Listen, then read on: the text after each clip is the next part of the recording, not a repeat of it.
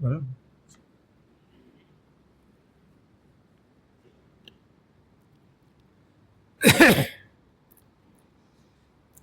للہ وسلام علی عبادہ الذین اصطفى اما بعد فاعوذ باللہ من الشیطان الرجیم بسم اللہ الرحمن الرحیم یا ایہا الذین آمنوا لا تأکلوا اموالکم بینکم بالباطل وقال تعالی يا أيها الذين آمنوا لا تأكلوا الربا أضعافا مضاعفة وعن جابر رضي الله عنه قال لعن رسول الله صلى الله عليه وسلم آكل الربا وموكله وكاتبه وشاهديه وقال هم سواء رواه مسلم. وعن أبي هريرة رضي الله عنه قال قال رسول الله صلى الله عليه وسلم الربا 70 جزءا أيسرها أن ينكح الرجل أمه رواه ابن ماجہ والبیہقی. قابل احترام علماء کرام اور میرے پیارے ایمانی بھائیوں، اسلام ایک جامع اور مکمل دین ہے. اس میں عبادات کے ساتھ اور عقائد کے ساتھ معاملات یعنی مال کے سلسلے کے احکام بھی بیان کیے گئے ہیں. مال کس طرح سے کمانا اور کس طرح سے خرچ کرنا، اس کے بارے میں بھی ہدایات دی گئی ہے، اور ان احکام پر عمل کرنا بھی اتنا ہی ضروری ہے جیسے کہ نماز پڑھنا ضروری ہے. اس لیے کہ حرام لقمہ اگر پیٹ میں جاتا ہے تو اس کی عبادت قبول نہیں ہوتی.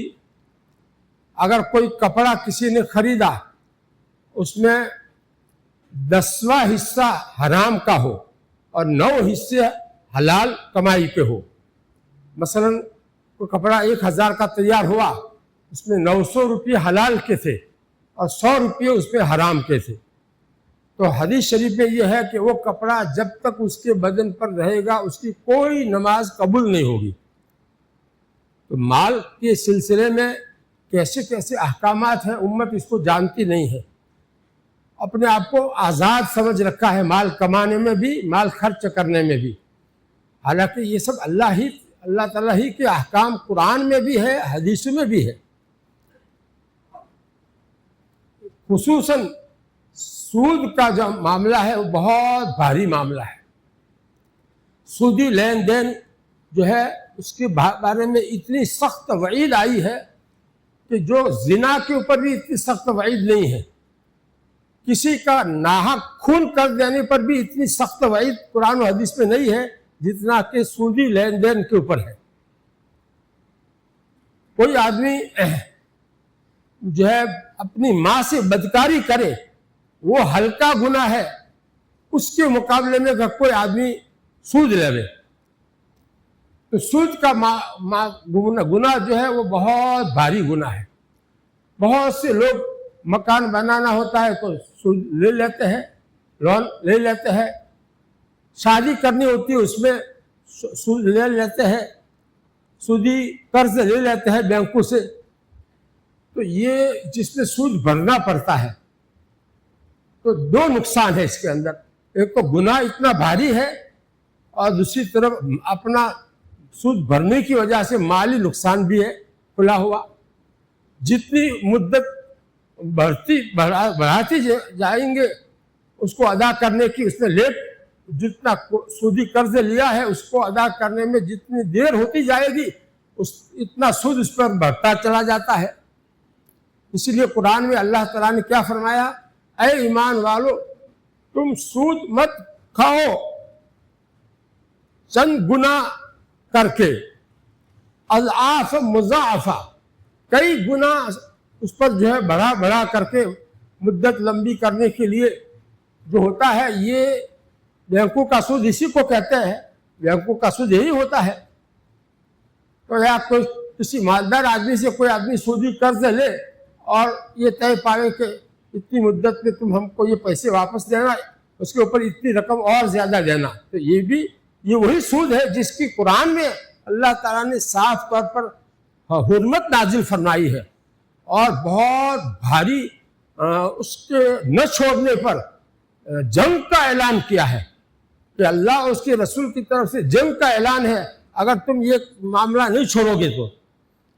اللہ کے نبی صلی اللہ علیہ وسلم نے خود لعنت فرمائی ہے، لعن رسول اللہ، کتنی بھاری بد دعا، لعنت کی بد دعا، اللہ کی رحمت سے دور ہو جانے کی دعا، اللہ کی پھٹکار نازل ہو ایسی بد دعا، اتنی بھاری بد دعا کون دے رہے؟ اللہ کے رسول صلی اللہ علیہ وسلم دے رہے۔ کس کو؟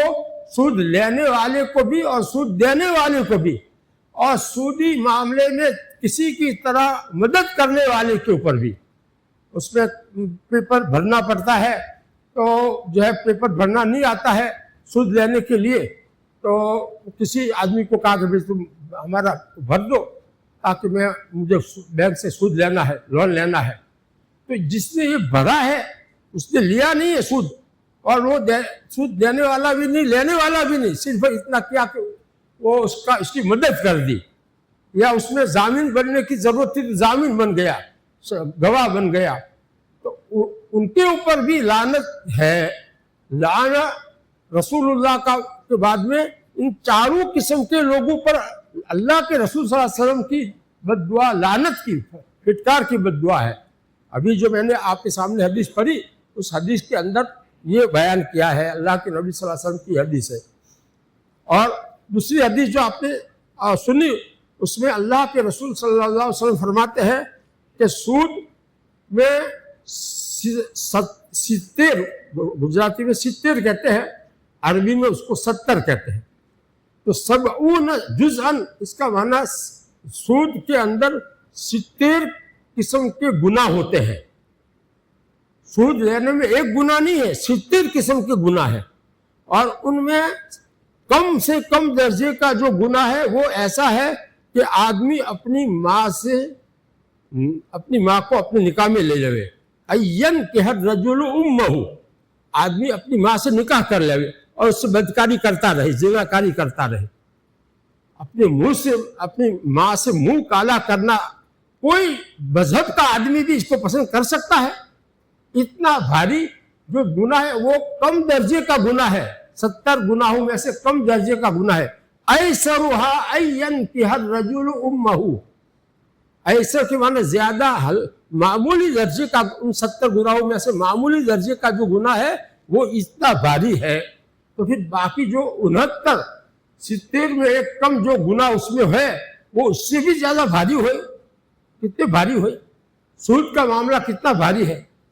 آج ہم لوگ جو ہے مختلف موقع پر سودی جو ہے بینک سے سودی لے لیتے ہیں، سودی کا قرض لے لیتے ہیں، اور پھر سود بھرنا بھی پڑتا ہے اور اتنا بھاری گناہ بھی ہوتا ہے۔ قرآن پاک میں اللہ تعالیٰ کیا فرماتے ہیں؟ یا ایھا الذین آمنوا یا ایھا الذین آمنوا اتقوا اللہ وذروا ما بقی من الربا ان کنتم مؤمنین فإن لم تفعلوا فأذنوا بحرب من اللہ ورسولہ۔ اگر یہ تم سودی معاملہ نہیں چھوڑو گے تو اللہ اور اس کے رسول کی طرف سے جنگ کا اعلان ہے تمہارے ساتھ۔ اللہ اس کے رسول کی طرف سے جنگ کا اعلان، یعنی جہاد کا اعلان تم سے ہے۔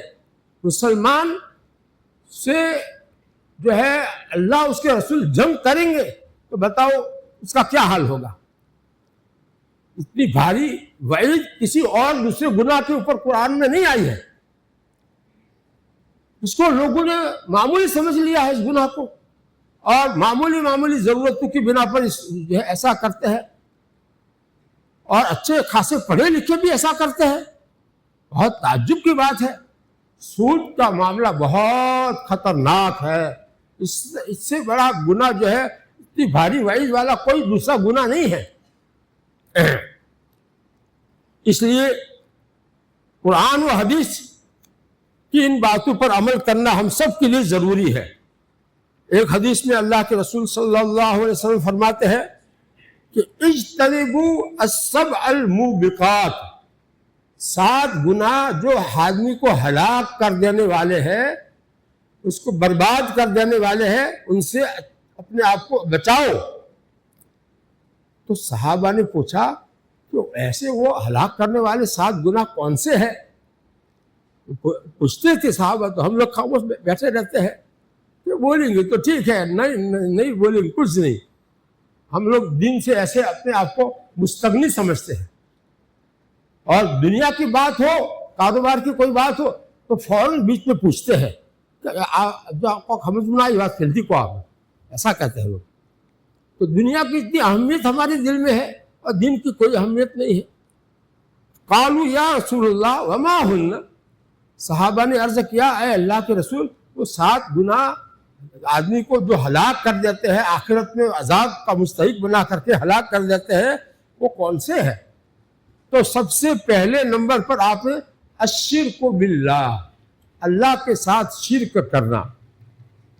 آپ سب جانتے ہیں کہ شرک کا گناہ کتنا بھاری ہے۔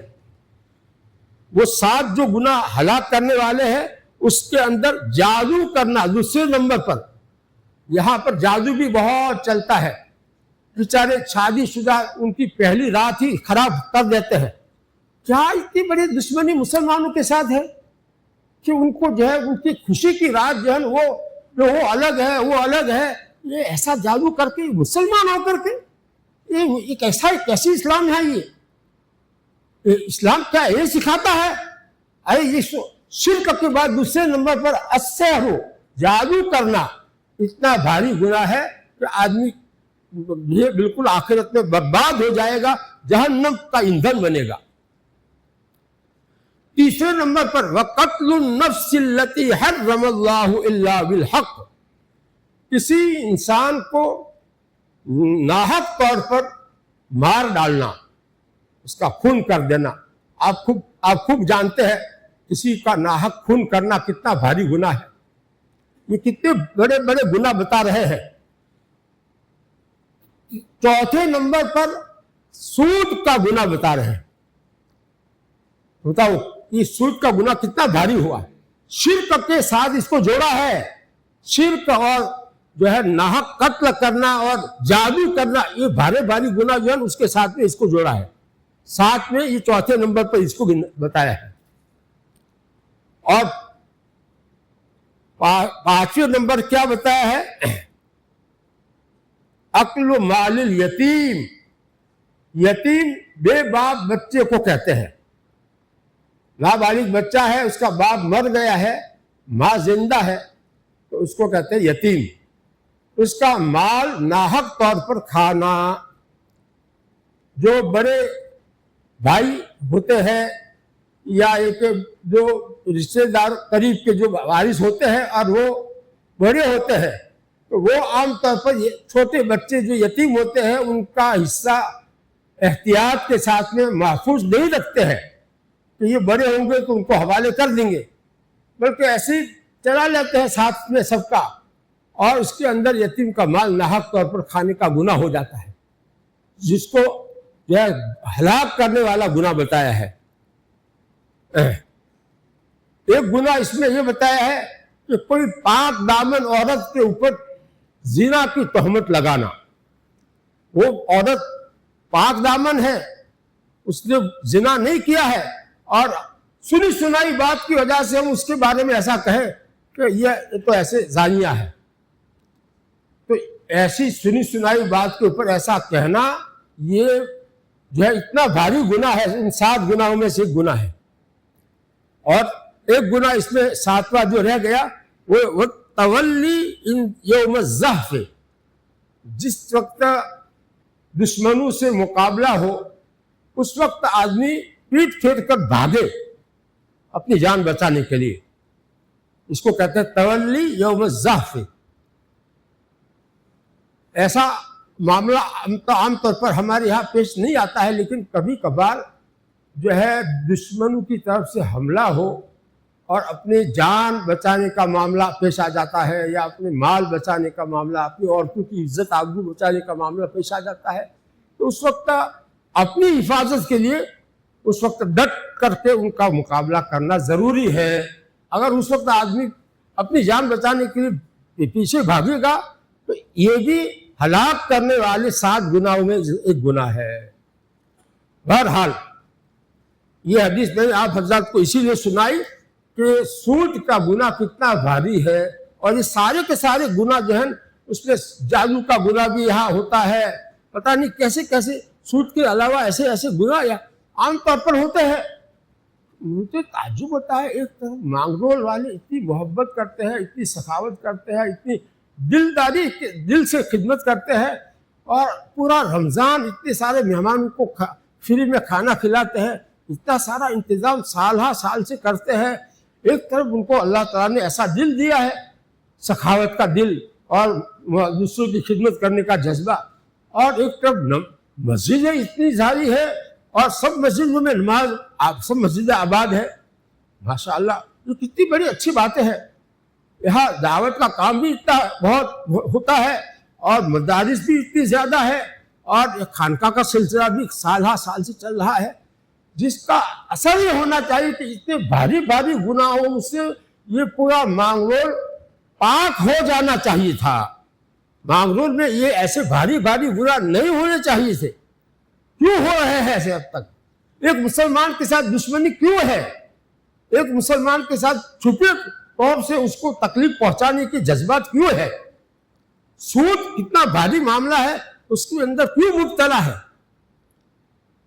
اللہ تعالی ہم سب کو ان گناہوں سے بچنے کی توفیق عطا فرمائے۔ قرآن پاک میں اللہ تعالیٰ کیا فرماتے ہیں؟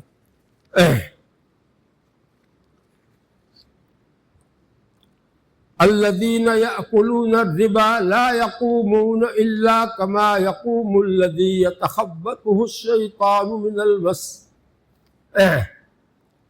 جو لوگ سود کھاتے ہیں وہ جو اپنے قبر سے قیامت کے دن اٹھیں گے، اللہ تعالیٰ ان کو اٹھائیں گے، زندہ کریں گے، تو اس وقت ان کی حیثیت ایسی ہوگی جیسے کسی کے اوپر جنات سوار ہو۔ جنات کسی کے بدن میں داخل ہو اور وہ آدمی کیسی حرکتیں کرتا ہے، پاگل جیسی حرکتیں کرتا ہے نا، دیکھا ہوگا آپ لوگوں نے، تو وہ ایسا پاگل جیسا بن کر کے اٹھے گا، دماغ اس کا ٹھکانے نہیں ہوگا۔ قیامت کے دن اس کا حال ایسا اللہ تعالیٰ کر کے اس کو اٹھائیں گے۔ یہ گناہ اتنا بھاری گناہ ہے، کیسے کیسے وعید قرآن میں حدیث میں اللہ تعالیٰ نے بیان فرمائی ہے۔ اس لیے اس گناہ میں جو لوگ بھی مبتلا ہو، مجھے معلوم نہیں ہے، لیکن عام طور پر اگر ایک بلا ہوتی ہے، وبا ہوتی ہے، تو بہت سے لوگ مبتلا ہو جاتے ہیں اس میں۔ شادی کے لیے قرض، سودی قرض لینا کہاں جائز ہے؟ تو حرام ہے۔ شادی تو سیدھی شادی کرنے کا ہے، اس کے لیے خرچہ کرنے کا ہے ہی نہیں۔ ولیمہ اگر ہے تو وہ بھی مختصر ہے، اپنی حیثیت کے مطابق ہے، اس کے لیے خرچہ کرنے کی کیا ضرورت ہے؟ منڈپ بنانے کی کیا ضرورت ہے؟ مسجد میں نکاح کرنا سنت ہے، مسجد میں کر کے رخصتی اس طریقے سے ہو جاوے کہ کسی کو پتہ بھی نہ چلے۔ ارے صحابہ تو شادی بھی اس طرح کرتے تھے کہ دوسروں کو پتہ بھی نہیں چلتا تھا، اللہ کے نبی کو بھی خبر نہیں ہوتی تھی، حالانکہ مدینہ میں ہوتے تھے اور شادی کر لیتے تھے۔ تو ہمیں شادی کو بہت سستا بنانا ہے، شادی کو اتنا مہنگا نہیں بنانا ہے کہ اس کے لیے سودی قرض لینا پڑے۔ اپنے پاس حلال کمائی ہو تو وہ بھی اس میں خرچ کرنا، جبکہ وہ نام اور ریاکاری کے لیے ہوتا ہے ولیمہ بہت بڑا، تو یہ تو ایسا کھانا بھی منع ہے کہ اس کو مت کھاؤ۔ حدیث میں یہ ہے کہ ایسا ایک دوسرے سے بڑھ کر جو ولیمہ کرتے ہو فخر کرنے کے لیے، تو ان کے کھانے میں تم لوگ مت جاؤ، 100 ان کا کھانا بگڑتا، ڈیگے کے ڈیگے 100 بگڑتی، تو ان کا دماغ ٹھکانے آئے گا کہ آپ نے آؤ نہ کرائے، کوئی کھاوا افسوس نہیں تھا اپنا ہی کرنا۔ حدیث پر عمل، حدیث جانتے نہیں امت کہ نہا رسول اللہ صلی اللہ علیہ وسلم ایوکل تعامل متبارئین، جو دو آدمی ایک دوسرے کے اوپر مقابلے میں فخر کرنے کے لیے جو ہے ولیمہ کرتے ہیں بڑا، تو یہ ایسے ولیمے کو کھانے سے اللہ کے رسول صلی اللہ علیہ وسلم نے منع کیا ہے۔ اب جب ایک مسلمان اس حدیث پر عمل کرے گا، کوئی جائے گا نہیں बिगड़ेगा खाना, क्या होगा? आइंदा सबको सबक मिल जाएगा कि नहीं? अल्लाह के नबी सल्लल्लाहु अलैहि वसल्लम की बातों में ये हिकमतें होती है कि आइंदा ये गुनाह हमेशा के लिए रुक जावे, इसके लिए बना किया है। वैसे अगर मुख्तसर तौर पर वलीमा सुन्नत के मुताबिक वलीमा हो तो उसमें जाने का हुक्म दिया है कि वहां नहीं जाओ तो गुनहगार होंगे, वहां ये हुक्म दिया है। और वहां ऐसा बड़ा वलीमा जो नामवरी के लिए होता है, उसने ये कहा कि वहां मत जाओ, उसको खाने के लिए वहां मत जाओ। तो ये निकाह को भारी बनाने की जो भी चीजें हैं उन सब को कैंसल किया है अल्लाह के नबी सल्लल्लाहु अलैहि वसल्लम ने, और पूरी उम्मत को तालीम दी है कि तुम ऐसी ऐसी चीजों में शरीक ही मत हो। अल्लाह ताला हम सबको दीन की सही समझ अता फरमाए।